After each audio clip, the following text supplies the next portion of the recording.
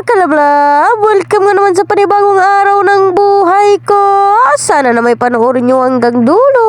For today's video mga kalablab, samahan nyo ako sa pagiging nanay ko araw-araw. Alas 6 na yan ng umaga mga kalablab. Unang-una ko talaga gagawin ay paliguan ko itong 3 junakis ko. Very thankful lang talaga ako kay Kuya Jendrel mga kalablab, kasi pwede na talaga siya magbihis mag-isa.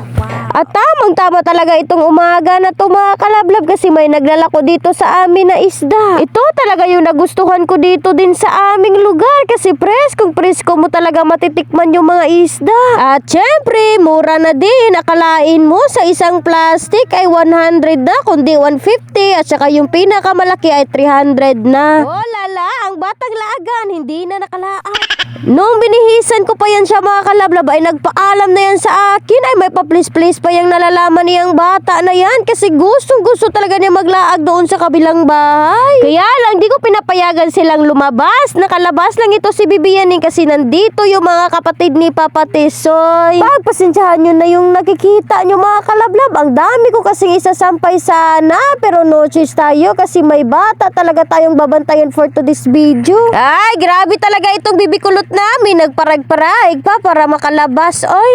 At anyways mga kalablab, no, pagpasensyahan nyo na talaga yung nakikita nyo, kasi gusto talaga na yan ni Bibianing na ganyan yung posisyon namin. Pahihirapan pa talaga ako sa kalisod, oy. Gusto mo lang dumididi, pinahirapan mo pa ako. So hapon na talaga iyan mga kalablab. So panihapon time na, kaya sinabihan ko agad si Papa Tisoy na magluto siya ng tuyo, kasi may siga-siga pa yung kalayo sa aming kapitbahay. Hay, Diyos ko rode, kakatapos ko lang magugas ng plato at pagpasok ko dito sa bahay, ito naman yung nakikita ko. Grabe talaga itong bibikulot namin, oy. Napaka-estetik mo talaga, day, kasi tignan mo man yung ginagamit mo.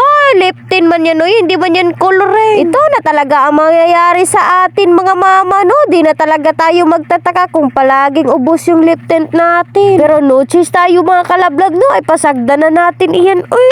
Sa mga oras ito mga kalablab, kakagaling ko lang sa kwarto, kasi nag-ayos ako ng kubre kama namin, at ang paglabas ko dito ay aba-aba, kumakain na naman ito mga junakis ko. Kaya agad ko naman tinitignan kung ano yung kinakain nila. Ay, nako talaga. Kaya pala gustong-gusto talaga nila kumakain, kasi yung ulam paborito nila. Wala naman kasi ibang itong paborito yung mga junakis ko, kundi tuyo lang at mantika ay sapat na talaga sa kanila. O, diba mga kalablab, kahit talaga makulit ito mga junakis ko, basta partida talaga ako sa ulam. Wala talaga yung pili yung mga junakis ko. Oh, talagang masaya itong batang ito mga kalablab, kasi alam talaga niya nandito na kami sa kwarto, at syempre pwede nang dumidi at maglablab sa akin. Sa mga oras na kasi iyan mga kalablab, si Kuya Jendrel at si Bibi Kulot ay nandoon sa kanilang papa, kasi sabi ko sa kanila, si Bibianing ko muna ang paunahin ko patulogin. No choice kasi tayo mga kalablab, kasi gustong-gusto kasi iyon ng dalawang junakis ko, si Kuya Jendrel at Bibi Kulot, ay magpalablab din sa akin bago matulog. O siya na nga mga kalablab, hanggang dito muna inyong indaya. Hope you like this video. Thank you for watching. Amping, love